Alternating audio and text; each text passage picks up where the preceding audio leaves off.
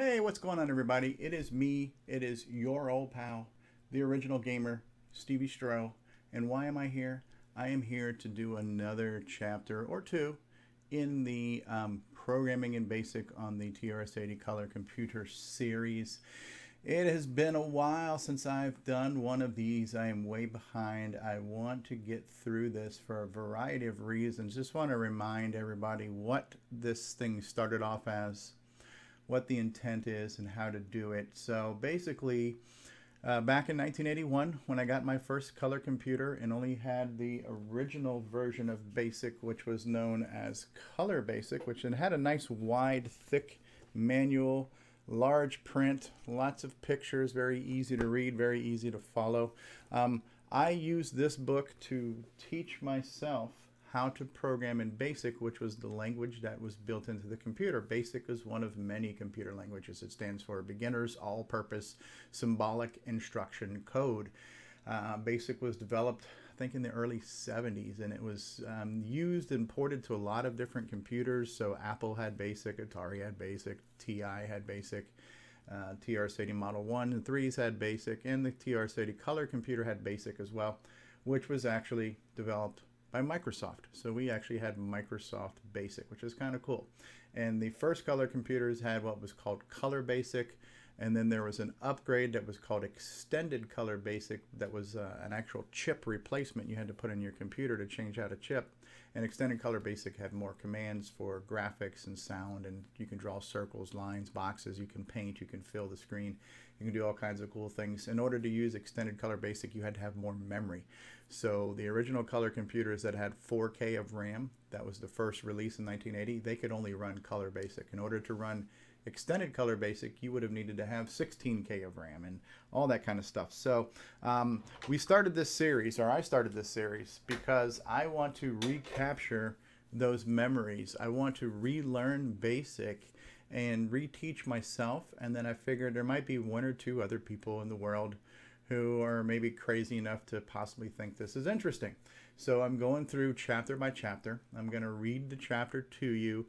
This thing is set up in kind of a virtual environment where in the introductory video, which is in this playlist, I showed you where to go to get the VCC emulator, the Virtual Color Computer Emulator.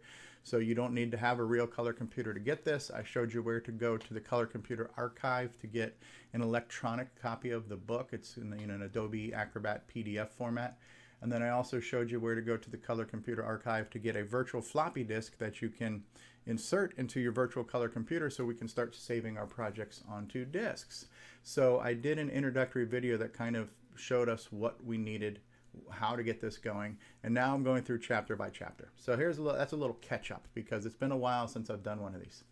Now, what chapter are we going to cover today? We're probably going to cover chapter 4 and chapter 5 because they're both pretty short and none of them do anything completely spectacular as far as putting anything visual on the screen, but they are important commands and important parts of the internal logic to understand. And then I also want to conclude this reintroduction by saying the ultimate goal of this series was to not only relearn the basic language, but then to write a game. Because as a kid, I wrote a lot of different video games in BASIC. You know, a lot of them are just complete original ideas that I thought up.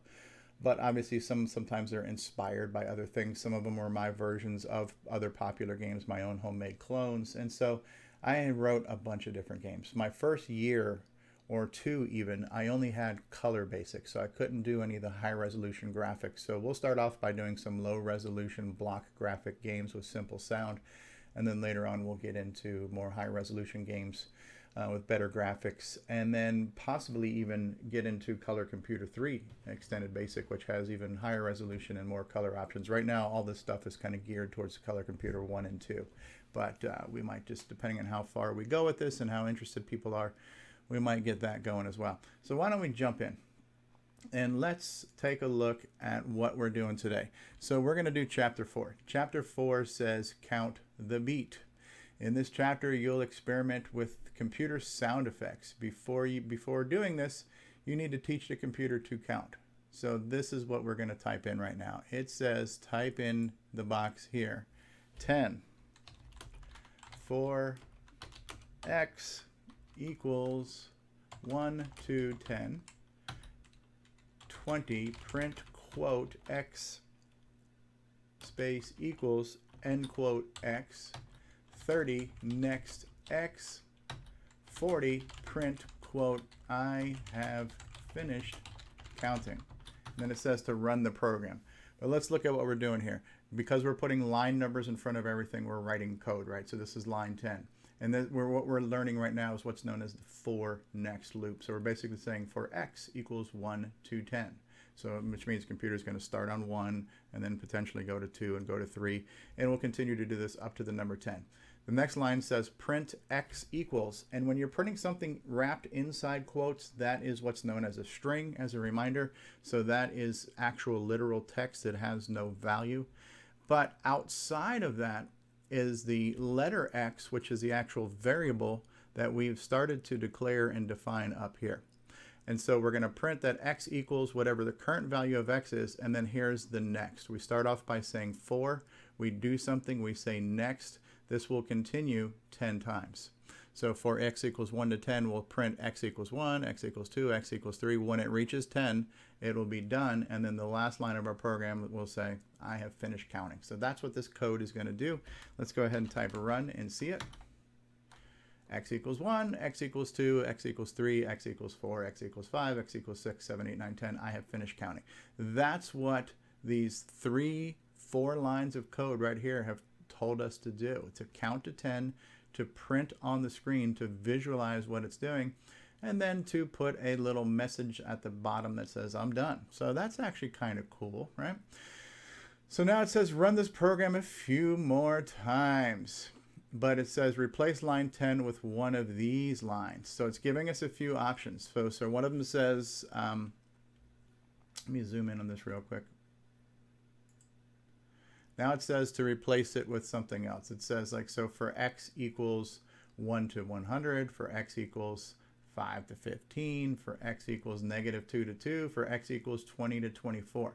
So it wants us to replace line 10 with one of those things. So that's what we are going to do, but I just wanted to zoom in on that for you real quick there.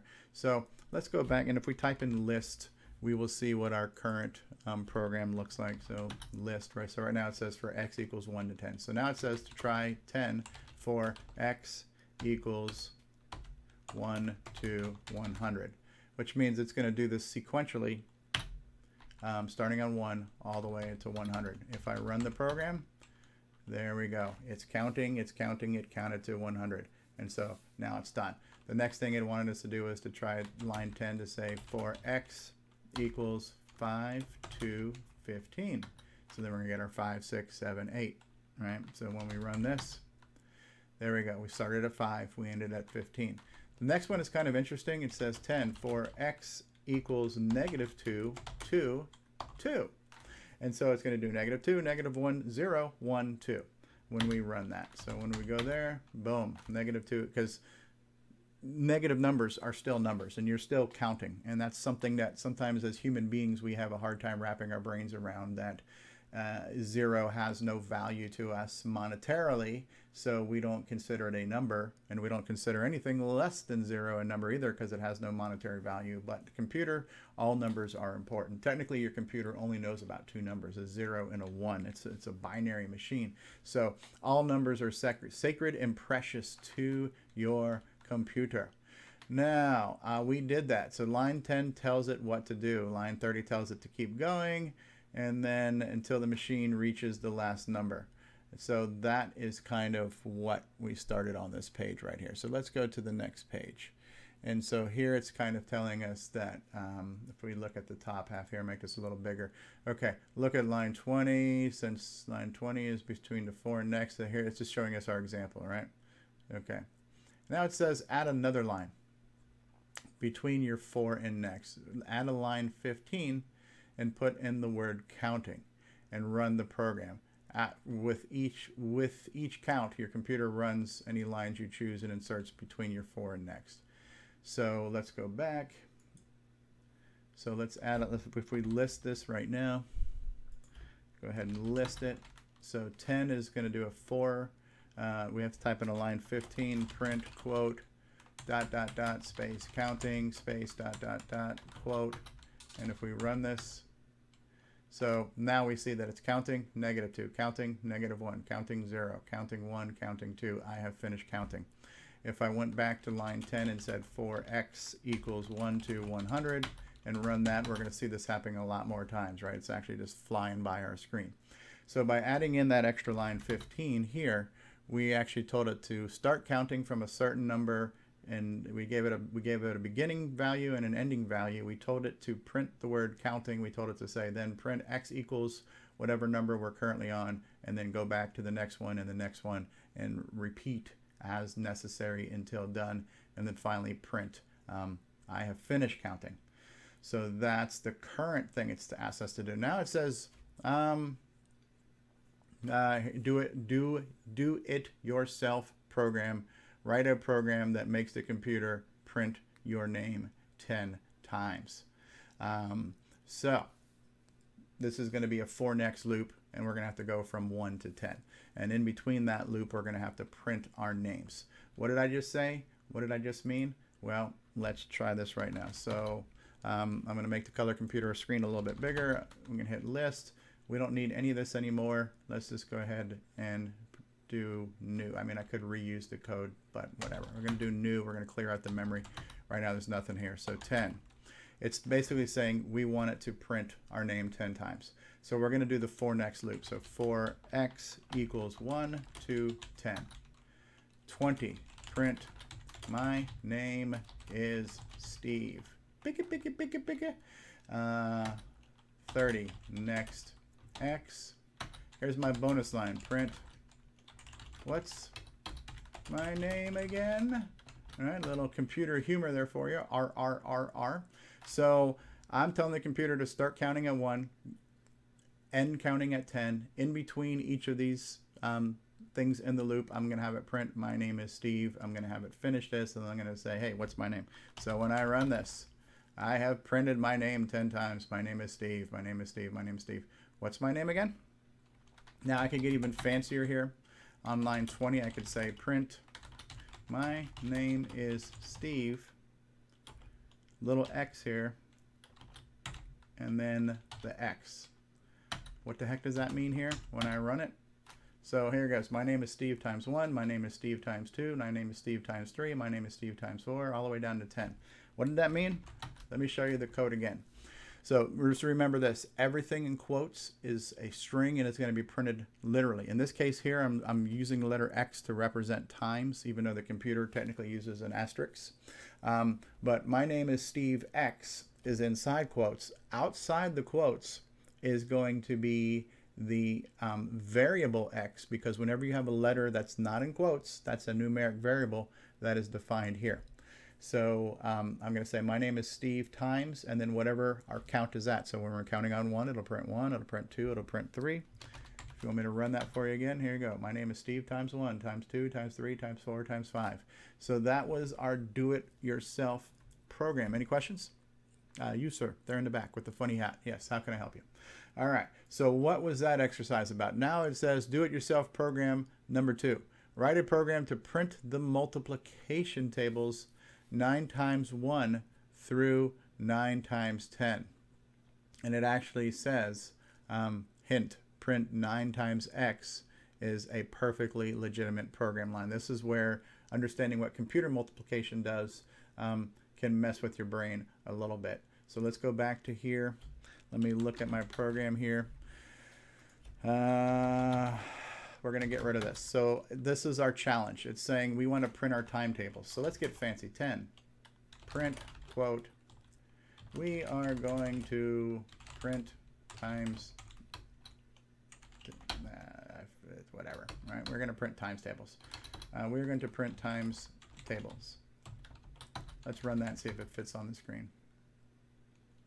It doesn't, kind of, right? So 10, print, quote, times tables for 9. How about that? When we run that, times tables for 9. So there's our heading. So line 10 says times tables for 9. Line 20, we're going to say for x equals 1 to 10. Again, we are going to be counting from 1 to 10. 30, print 9 times, and then I'm going to put the x in here. I'm going to do semicolons in here to get it close. 9 times x equals, quote, semicolon, 9 star x. Whose mind is blown right now? Let me explain to you everything I just did here. So I'm starting off by using the word print. In quotes, I'm writing the number 9 and the word times. I've ended the quote, I've put in a semicolon, and I've now told it to print the variable x. X is going to start at 1, go to 2, go to 3, go to 4, etc. And then I'm printing the word equals again inside quotes, putting a semicolon after that. Semicolons smack things together, right? And they waste as little space as possible. Then I'm doing right now a formula where I'm taking the number 9, and the computer actually uses an asterisk as its multiplication thing. It doesn't use x to multiply like we do on paper because x is a letter. It uses a symbol, which is an asterisk. And then I'm multiplying the number 9 times the value of x. Okay. Next thing I need to do is say next x. Then I'm going to say print, quote, whose mind is blown right now. All right. List it back out. Here's my code. 10. Print. Here's our little heading. Print times tables for 9. 20 for x equals 1 to 10. 30. Print 9 times x equals 9 times x. When they're inside and outside of the quote has significant different meanings between a numeric variable and a string variable. Next x means doing it all 10 times. Follow up with a little question. Whose mind is blown right now? So let's run the program. My program did this. Times tables for 9. 9 times 1 equals 9. 9 times 2 equals 18. 9 times 3 equals 27. I think you'll see a pattern here. All the way up to 9 times 10 equals 90. Final question. Whose mind is blown right now? Because my mind is blown. Who knew I could think this way and get my computer to do these things for me? But these are the DIY challenges. The book is asking us to apply the concept. What did we learn based on understanding what a for next loop does and understanding where the value of a variable is within that loop? You can do something with that. You can display it on the screen by printing it. You can do all kinds of things like that, right? So what was the next thing the book asked us to do for our do-it-yourself programs? So it did, okay, write a program to multiply tables 9 times 1 through 9 times 25. Was that it? The first one said 9 times 1 through 9 times 10. Then on the bottom half of the book, it said 9 times 1 through 9 times 25. We can actually do that by just going back at this point here and editing our code. So if I go back and I list out my program, and so right now it says for x equals 1 to 10, I'm going to go into 20 and say for x equals 1 to 25, and that is now going to print it 25 times when I run it. It's going. It did it 25 times, and 9 times 25 is 225. So that was our bonus challenge, which it said basically do it 25 times, which we did.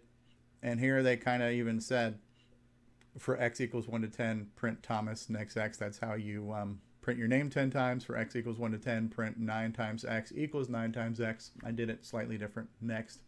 Program 4.3 for x equals 1 to 25, print 9 times x equals 9 times x, comma. Oh, they actually had us do it as a comma to take up a little bit less space. We can try that. We can go back. So what line number was that? Okay, 30. Print, quote, 9 times, quote, x equals 9 times x, comma. So they wanted us to put a comma after that one so it'll print it in columns.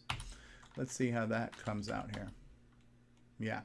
So by doing it in columns, we actually got it to not scroll past the screen. So their suggestion was to print this in columns. So 9 times 1 equals 9, 9 times 2 equals 18, so on and so forth, all the way up to 9 times 25.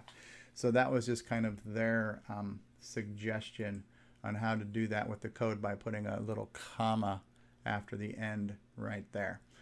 No biggie, no harm, no foul. We got it going. So what is the next thing we're going to do as we continue through this fascinating journey in using the computer to count for us? Now it says counting by twos.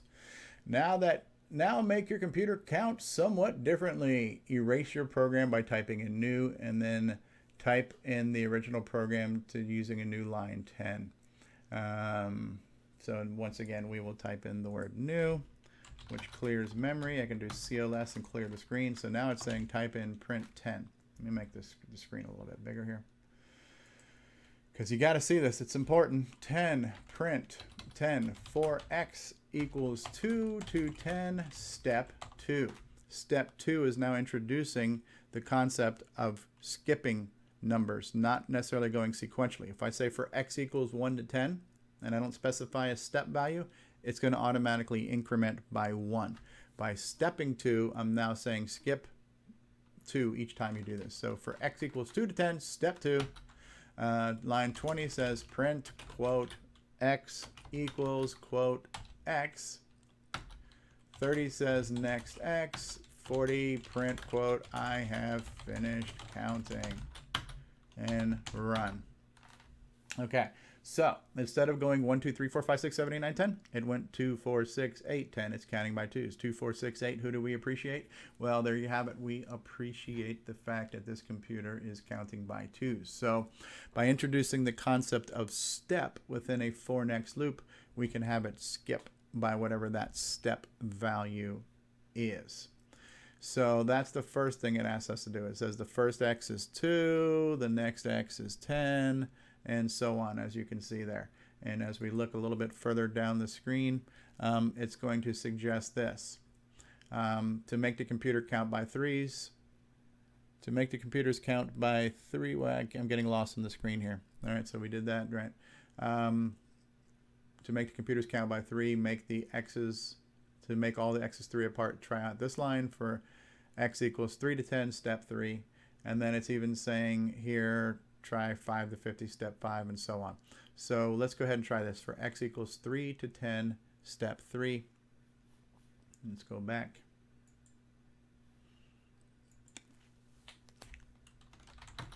And so on line 10, I'd say for x equals 3 to 10, step 3. If I list that back out, here's my code for x equals 3 to 10, step 3, print x equals x. Next x, print I have finished counting. Clear the screen, run it.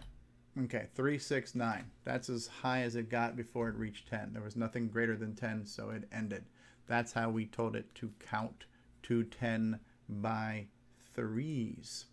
The next thing it's asking us to do is to try this. If it passes up the last x, number 10, because 9 plus 3 is 12. Okay, so it's this basic thing. It's skipping that, right? So try a few more options. For x equals 5 to 50, step 5. For x equals 10 to 1, step -1. That's kind of cool. Make it count backwards. For x equals 1 to 20, step 4. So let's try that right now. Let's try those few options right now. Let's do 10 for x equals 5 to 50, step 5. We'll run it. 5, 10, 15, 20, 25, 30, 35, 40, 45, 50, right? So there's your counting by fives. Let's get crazy with it. Let's say 10 for x equals 10 to 1, step -1. That's telling it to count backwards. We're going to start at 10, and we're going to go backwards. 9, 8, 7, 6, 5, 4, 3, 2, 1. Blast off, right? So by doing 10 to 1, step -1, we've taught our computer to count backwards.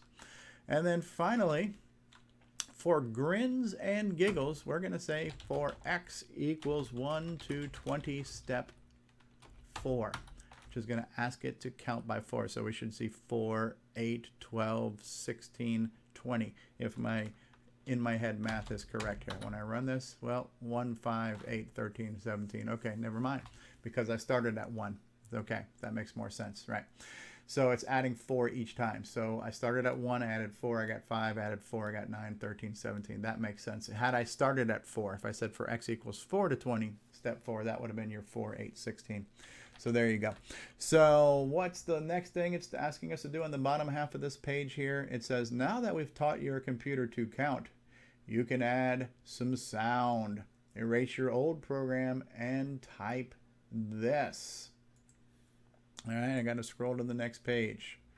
Oh my goodness, what are they going to have me do here? See, now I got to put on my headphones because now I got to be able to hear this, because this music is going to be, there is no doubt in my mind that this music is going to be absolutely off the chain. But just to be safe, I need to check my computer's volume mixer, and I'm going to probably bring the volume down on my VCC quite a bit. Okay, so what's the new code it wants us to type? It wants us to type in new, clear our memory. 10 for x equals 1, 2, 255, 20. Print, quote, tone, quote, x, 30, sound x, comma, 1, 40, next, x. What does all this mean? Well, we're going to start at 1.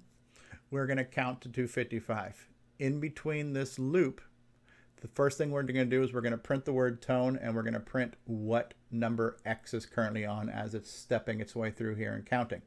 Next thing we're going to do is we're going to generate a sound based on the value of x. So x will start off as 1, will be a low tone. As it goes to 2, to 3, to 4, it'll become higher. We're going to sound it for the duration of 1 cycle. And then we're going to next it out and just continue this loop. So what we should end up hearing is a bunch of short tones that start off very low and get very high. And so this is a way to now audibly hear what's going on in your computer's memory as it's messing around with variables. So let's check this out.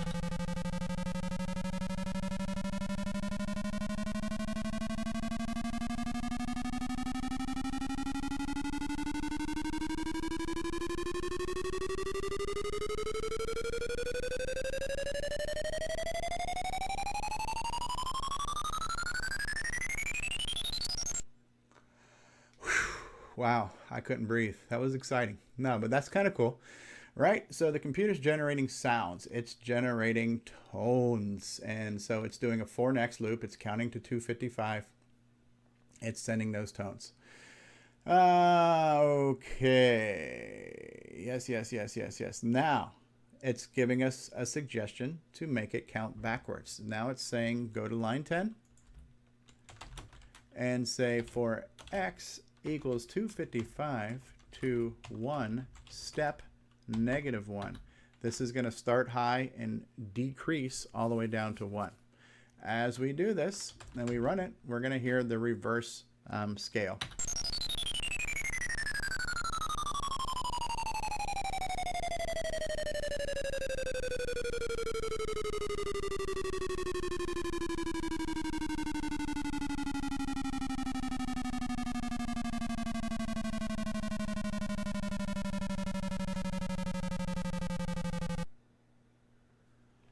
Yeah, I'm sorry, the sound was pulling me down. The gravity of that was making me go lower. Yeah, cool. Way to go, Coco. Way to go with your high definition sound there. Yes, very cool stuff, right? That's the basic sound command. It's fun. You can have some fun with that. A lot of games did things like that when you were landing or you were falling. You heard a descending scale of tones that make it sound like you were falling and stuff. It's pretty cool. So we did that. We did a for next loop. We started high. We went low. Now here's a programming exercise. It says use the step, change line 10 so that your computer will sound tones. Bottom of its range to the top every 10th, top of the range to the bottom every 10th, middle of the range to the top every 5th, and so on. So what the heck is it asking us to do? Well, it actually shows us here on towards the bottom of the screen here. If we say from 1 to 255, step 10, it's giving us the examples, right? So so this first question here says so start from the bottom, go to the top, skip by 10. So that's for x equals 1 to 255, step 10. From top to the bottom, that would be for 255 to 1, step -10. From the middle of its range to the top, that the middle is somewhere around 128, and then step 5. So it's kind of giving us those answers. So I am not going to run that, but it's basically saying this giving you some outside of the box thinking, some practical application to what you're learning there. Pretty cool. So next question here says, but can it sing? Yes, in section 2, you will learn how to compose your favorite songs. So what did we learn in chapter 4? What did we learn in chapter 4? Let me zoom in on this. What did we learn in chapter 4? Well, what we learned was this. We learned 4 and 2, step, and next. What the heck does all that mean? It means that for x equals 1 to 10, we'll count to 10. If I say step 2, it'll count by 2s. Next means continue this cycle. It also mentioned, it talked about print at. I saw that in the sidebar. I didn't quite catch that. So try to pause the program. Oh, shift at. Oh, I see. Shift at. Shift at is how you pause the program while it's running. So when something's printing on a screen, it is shift at. Let's go ahead and try that real quick. That was another thing that it introduced us to. So the keyboard character of shift at. So if I'm running this,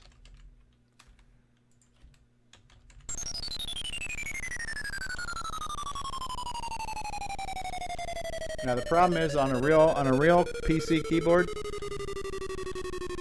I don't know what my at key is.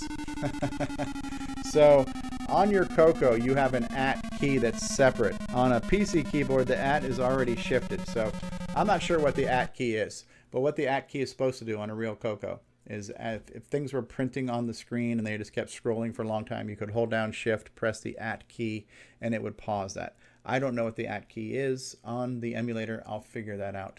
But that is basically what this chapter is all about. And because I've been rambling so long, even though it was a short chapter, I still think this is a long video. So I'll probably just keep this as it is. And then we'll do chapter 5 in a separate video. So I hope you enjoyed that. Chapter 4 on getting started with Color Basic was all about the 4 next loops. How to get your computer to start at one number, end at another number, and how to get it to increment either by ones, by negatives, or by stepping by certain amounts like 2, 4, or 5, whatever. So it's basically having a computer take a variable that it started with and then change that variable a number of different ways. So there's a lot of things you can do with variables. One way, as we learned early in the book, is just to define that variable by saying x equals 20. And you told it what it was, and it won't change unless you tell it it's something else. Another thing you can do, though, with a for next loop is you can say variable x starts off at 20, but it's going to go to 100. And not only is it going to do that, but it's going to increment by 2s each time it does it, for an example. And so we can write software to tell variables in memory to start in one place and become something else. And as they're on this journey, we can have it show us what they are on the screen or make sounds or whatever the case may be. So taking these numbers, these variables, and taking this information and then displaying them visually or generating sounds to do something with them audibly are some of the ways that we get our computer to do something that we as humans can understand. Because who the heck cares what a number is in a computer's brain? Nobody cares. But the minute you make that number look like a pretty picture, or you make that number move something on a screen, or you make that number make some sound, then it's of interest to us, the humans who require entertainment and amusement.